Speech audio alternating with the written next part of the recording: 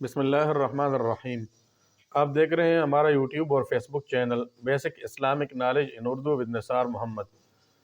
صفات متضادہ کا بیان مکمل ہو گیا اور صفات متضادہ میں سے ہم نے صفات لازمہ پڑھ لیے تھے۔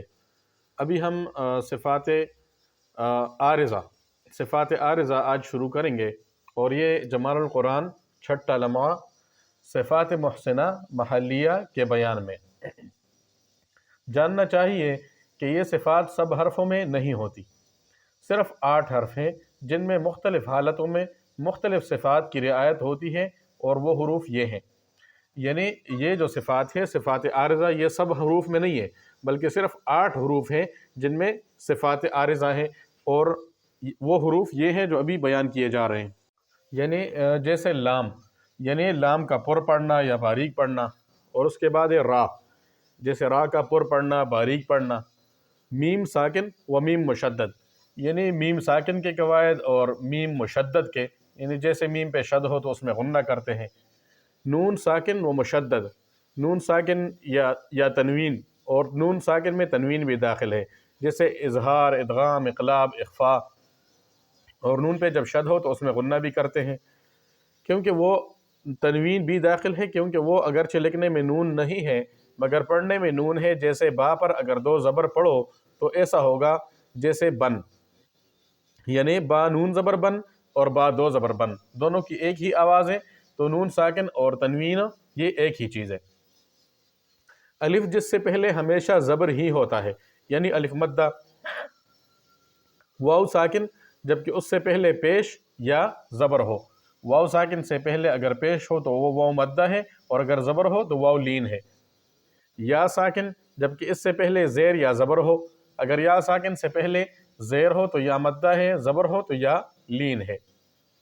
حمزہ، اور حمزہ کی حقیقت مخرج اول میں بیان کی گئی ہے، پھر دیکھ لو۔ اور ان حرفوں میں جو ایسی صفات ہوتی ہیں ان میں بعض صفات تو خود استاد کے پڑھانے ہی سے ادا ہو جاتی ہیں، ان کو بیان کرنے کی ضرورت نہیں۔ مثلا الف، واو، یا اور حمزہ،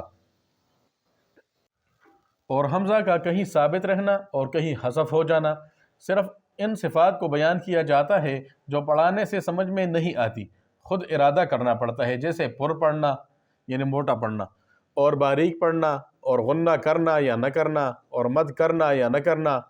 اب ان 8 حرفوں کے قاعدے الگ الگ مذکور ہوتے ہیں۔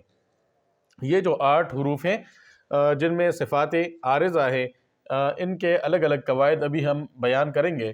ان میں سے سب سے پہلے لام کے قاعدوں میں 7واں لمحہ ہے جمال القرآن کا لام کے قاعدوں میں۔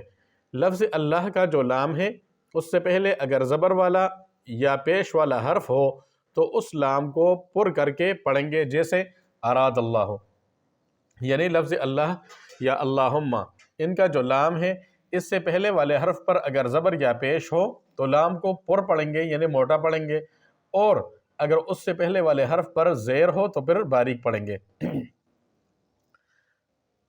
جیسے اراد اللہ، اراد اللہ میں لفظ اللہ کا جو لام ہے اس سے پہلے دال ہے اور اس کے اوپر زبر ہے، تو اس لام کو پر پڑھیں گے یعنی موٹا پڑھیں گے۔ رفعہ اللہ، لفظ اللہ کے لام سے پہلے والے حرف ہا پر پیش ہیں تو اس لام کو پر پڑھیں گے یعنی موٹا پڑھیں گے، اور اس پر کرنے کو تفخیم کہتے ہیں۔ تفخیم، اس پر کرنے کو یعنی موٹا پڑھنے کو کیا کہتے ہیں؟ تفخیم۔ تفخیم کا مطلب ہے یعنی بھرے منہ سے پڑھنا۔ اور اگر اس سے پہلے زیر والا حرف ہو تو اس لام کو باریک پڑھیں گے، جیسے بسم اللہ ہے۔ لفظ اللہ کے لام سے پہلے میم ہے اور اس سے پہلے اور اس پہ زیر ہے، تو لام سے پہلے زیر آ گیا تو اس لفظ اللہ کے لام کو باریک پڑھیں گے، اور اس باریک پڑھنے کو ترقیق کہتے ہیں۔ باریک پڑھنے کو کیا کہتے ہیں؟ ترقیق۔